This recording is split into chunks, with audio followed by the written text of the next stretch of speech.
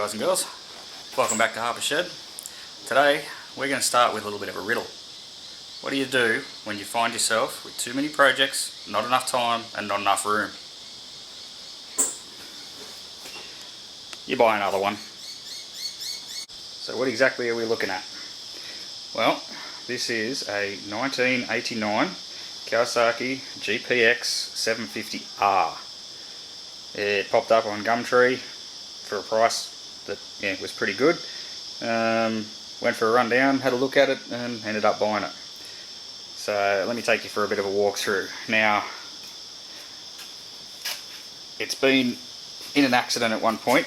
The gentleman I purchased it off said a P-plate had pulled out in front of him and he T-boned it. Now he went through and he's replaced the front wheel, forks, radiator, what else was it? The brakes as well, triple clamps with all second-hand parts from a wrecker's, and that's basically got the front of the bike back together. When I purchased the bike, we stringlined it to try and make sure that everything was straight, and it is, so I don't think the bike was compromised at all. The frame hasn't been twisted. I think it was just he said it wasn't a very high-speed stack, but anyway. So yeah, we picked it up. It has, almost unbelievably for an 80s bike, it has 30,000 kilometers on it. That's it. So that's pretty impressive. Some of the things that didn't come with the bike, a belly pan. It got smushed when the front wheel come back. The oil cooler got smushed when the wheel come back. The upper fairings, so your right and left fairings over here, they both have some pretty decent scratches and marks on them. One of them actually has a tab broken off the bottom. So that didn't come with the bike. Oh, sorry, they did come with the bike, but they're not really usable. A battery, so he was just running it off a set of extended leads and a battery to the side. So I have got a battery here for it, so we'll put some acid in that and drop it in soon. I did hear the bike running, which was good, before I picked it up, and it runs very well. I rode it into the shed, and it seems to be in mechanically good condition. It just needs a lot of putting back together. So the tank was apparently professionally restored, so there was a dent in the side from where the clip-on come back and dented the tank, and he had it professionally cleaned and then had the tank straightened and I'm going to say bogged probably. There's a few little ripples in it, but it's really not too bad. The paint itself could do with a wet sand and then a clear coat. I don't think it's been clear coated, it just looks like just the black. So yeah, to start with, we're going to do a basic service, drop the oil, coolant. It does have a slight coolant leak from up around the top of that hose, so I think the hose internally split. So we'll do coolant, oil filter. It does have a brand new air filter into it, down in there. So it's brand spanking new. Doesn't really look like it's got any hours on it, so we're not going to worry about that. He did put a fuel filter on it when he put the tank back on, and that's not staying. So something that's really not good for a lot of motorbikes and a lot of small engines is if they didn't come out with a filter, it's not advisable to put one on. They cause restrictions, and they can cause, not restrictions as such, but they'll cause a slight drop in flow. And especially for motorbikes, that when you run them high up in the band, they can restrict flow to the carbies. So yeah, you might think you're doing the right thing by putting a filter in there, but sometimes you cause more harm than good. So bear that in mind. Chains and sprockets are in good nick. It's got the original exhaust. One of them where I would say where the front wheel come back has had some repairs, so we got some pipe in there and some jankiness, so I will end up pulling them off and I'll either rebuild them or I'll see if I can source one. Failing, if I can't source one, then I will pull them off and I'll manufacture a set of 4-in-1s. They always sound better on a straight 4 than twin pipes, in my opinion. Anyway, let's put some acid in a battery and put the battery on charge, and then we can come and sort some other things out. I want to lift that tank up and have a look at what's going on under the tank, and yeah, see if we can't make some work. I don't expect this to be a massive project.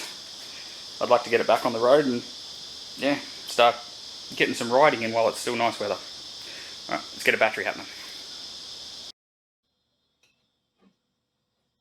Ah, there we go. Through me. It says do not open. Alright, turn them upside down. We do that. And I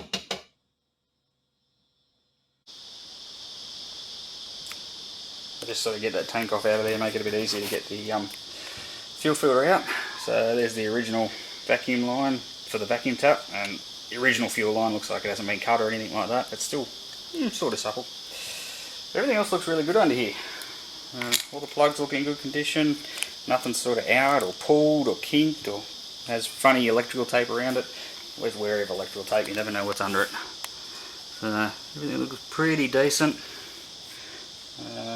Yeah, carbies look clean. No, yeah, from the outside.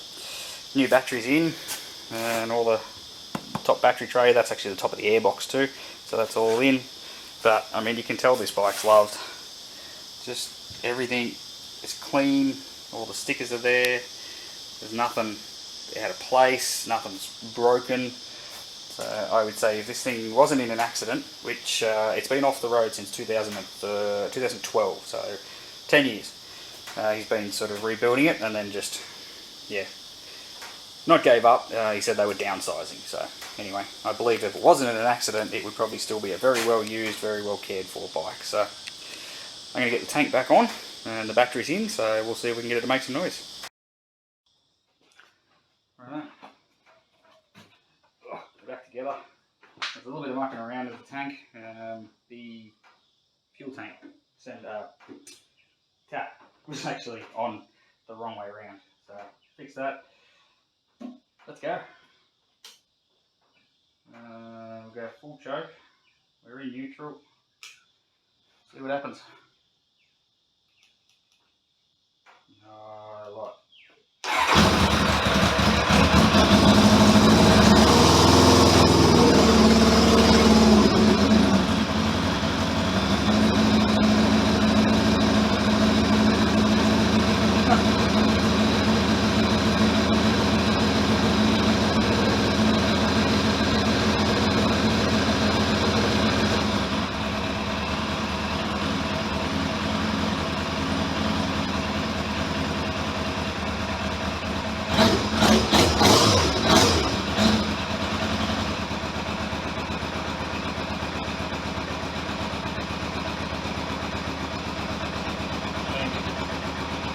Can't really do too much better than that. So, I didn't have to clutch it. You've got to clutch it, obviously. Idling, dead cold, about half stroke. 800, 900 RPM. I don't know what it sounds like on camera, but there's no noises, no bad rattles, no nothing.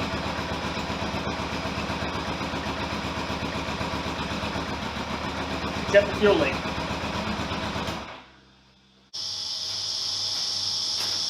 So, a little bit extra work done off camera. I rang around some wreckers and I got some bits. So we have a full one-piece fiberglass upper front fairing. Apparently, according to the wreckers, he said it was built for a race bike. Don't know who, don't know where, but it's a pretty good job. And there's definitely some scratches and some chips and things that I'll have to go through and clean up. But it does have some of the holes in it for where the indicators should be. It's got the holes for the mirrors. It does fit pretty good. I've already sort of tried it on the bike and it fits pretty good. Don't like the windscreen, but I do have the factory one still, which is in good condition. So, and it will fit, it'll bolt straight on. So that'll be the windscreen taken care of. There were, or are, some tabs that have been glassed in to hold the headlight and everything. We might have to do some reinforcing, but anyway. And I did find a belly pan. Oh, get out of there.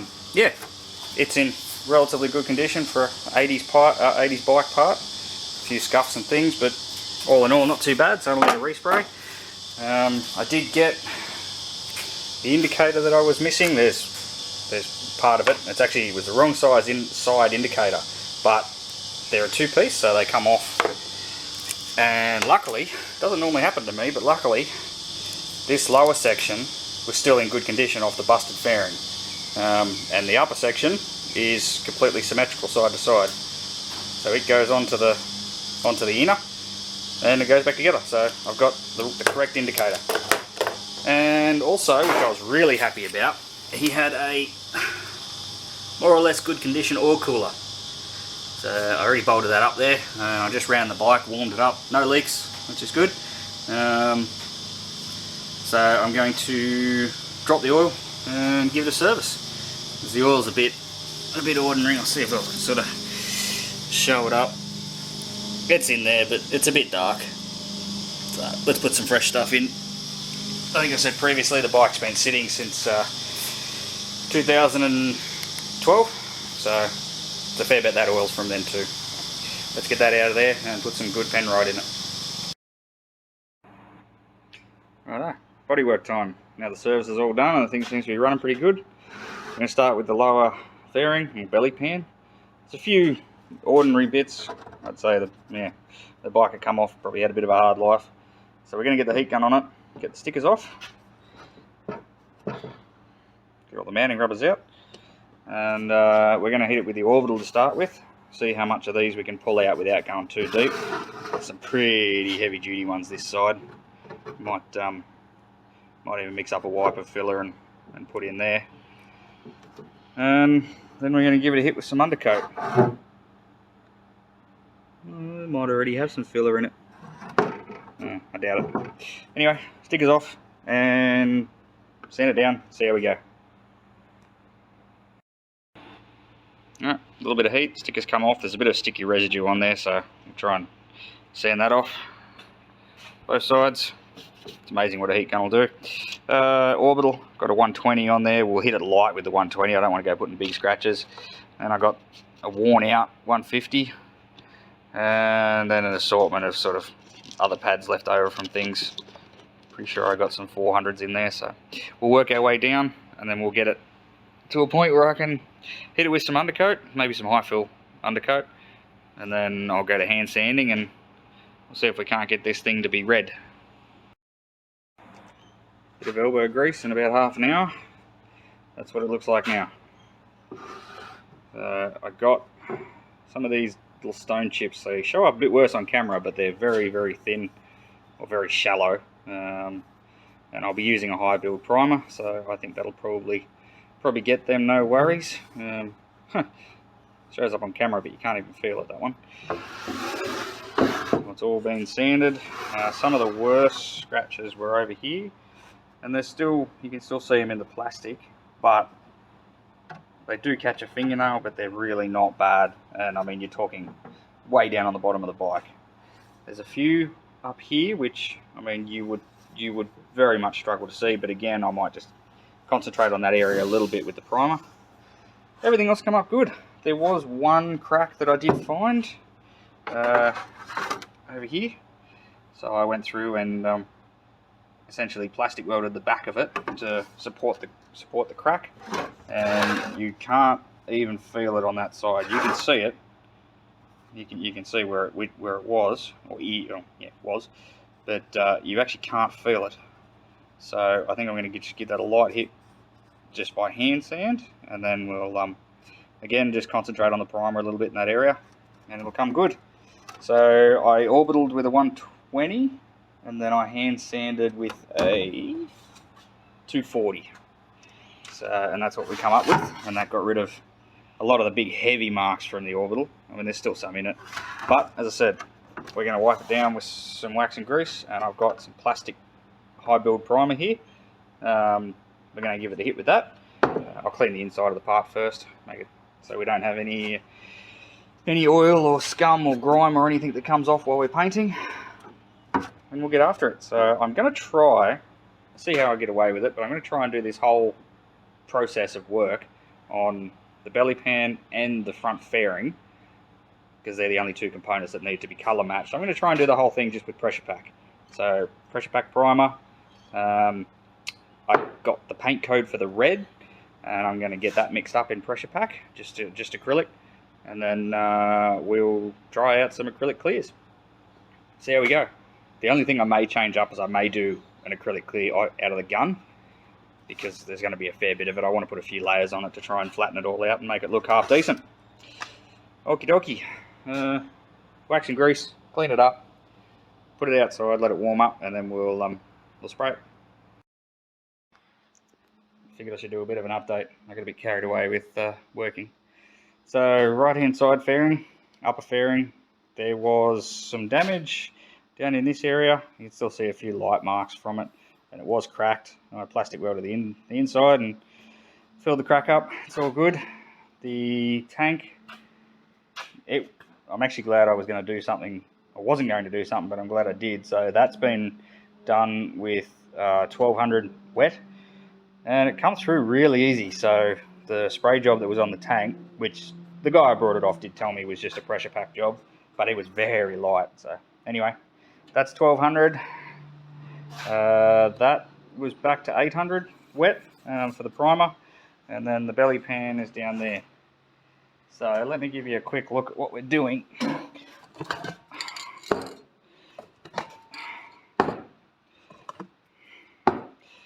Now, like I said, I was going to try and do it all with colour match pressure pack.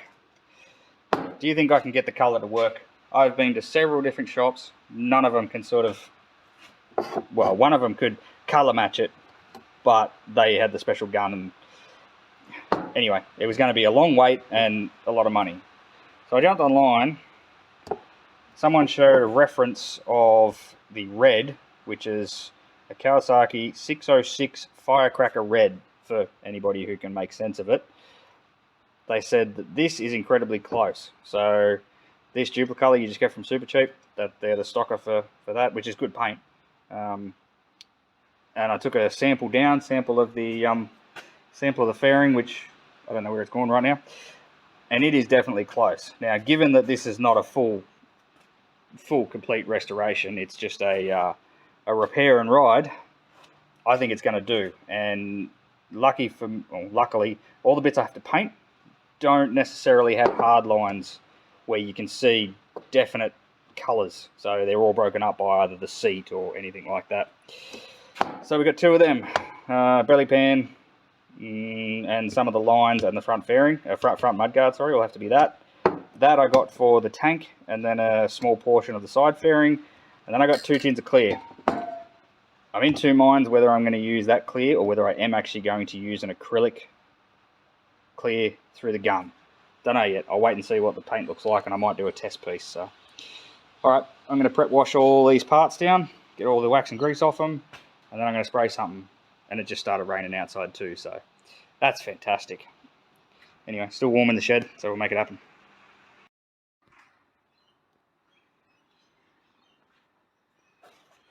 That's 3 coats of black. It's a little bit dry in spots, but pretty decent. Same on there. It's light on this front edge, but this front edge gets masked. Where you can see the line, it gets masked off and it's red. But all the back edges, there's a little bit of debris in the paint. You're going to get that without a paint booth. The red came up really good with the colour sand and clear. Camera's not even going to focus on it, it's that good. There we go. With the colour sand and the clear, I think you will struggle to see the difference. So we'll let that harden up overnight. Hit it with 1200, make it all nice and flat. Clear it. Righto, we're back. Time to get some parts back together and turn this back into one piece. All the paint's pretty dry. All the clear coat's gone relatively hard. I'm going to give it a bit longer before I actually polish it.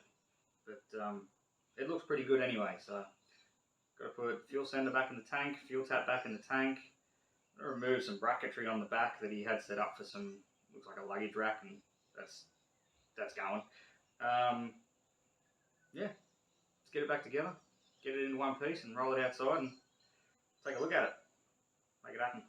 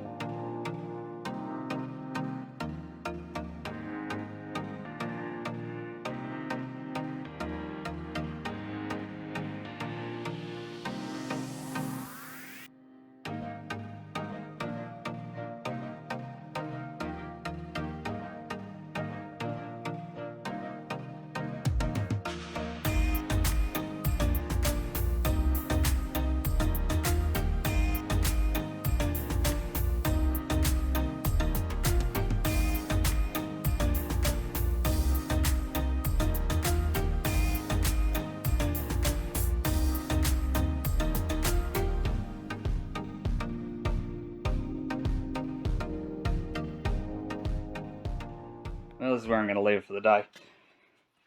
Let's just, so, things we've learnt. The whole front fairing has to go on as one piece. The way the light mounts back up in there, it'll stay there. That tab is supposed to screw onto that tab, but it actually goes the other way around. So the tab, the bolt comes through from the other side, and this face here is actually on the back side, which means the bolts have to come through this way, and there is no room to do that on the bike. So the light has to be part of the front fairing. I would say the lower section has to be part of the front fairing. That's yeah, okay. That's a bit different. I didn't think that we'd have to do that. Normally you can pull a side off. You don't have to slip an entire nose cone off. But in this case you do. So anyway, some of the other things that I did get the back little brackets that he had in there. So they're off. Tank's back on properly. Fuel sender and everything's, oh pardon me, fuel sender and everything's in it. And I finally figured out where the overflow bottle goes. So it's up in here. And it actually mounts the fairing too. So a little line there that comes off the top of the thermostat housing, or where the fuel cap, radiator cap goes. So when it overpressurizes, that's your overflow bottle. I was dumbfounded, couldn't figure out where that went, and as I started putting bits back together, it just made sense. So anyway, that's where we are for the moment. I think I might try and turn all this into one video. So we're not quite done. We've got fairing has to go back together properly. I have to do some wiring on the indicators. I've got to get some more. I want to get some of these proper inserts for the windscreen, then that can go back on properly. I've got 2 stickers to put on the tank, so I've got 2 Kawasaki decals that have got to go here on either side. What else we got to do? I want to check over every nut and bolt in the front, just because it's all been apart and it's all back together, and just for my own peace of mind, I'll be riding this thing, so you know. I am going to change the fork oil in the front because the forks feel like they've got no oil in them. So if there is any, it's getting changed. What else are we got to do? Tyre pressures. That's about it. Take it for a ride. So, yeah. Another project. It's, I mean, getting there. Pretty good. Probably one of the quicker ones. Wasn't a massive job, but it is taking its time. So I'm really happy with the paintwork. Paintwork's coming out good. I'd be very surprised if you could pick it from afar. Obviously, pretty stupid comment really, but anyway, it's a good colour match. The front mudguard is different, so it's off a ZZR 600. Very similar shape, but I've got to make some little tabs to get that to mount up, and it'll be fine. I think that's about it.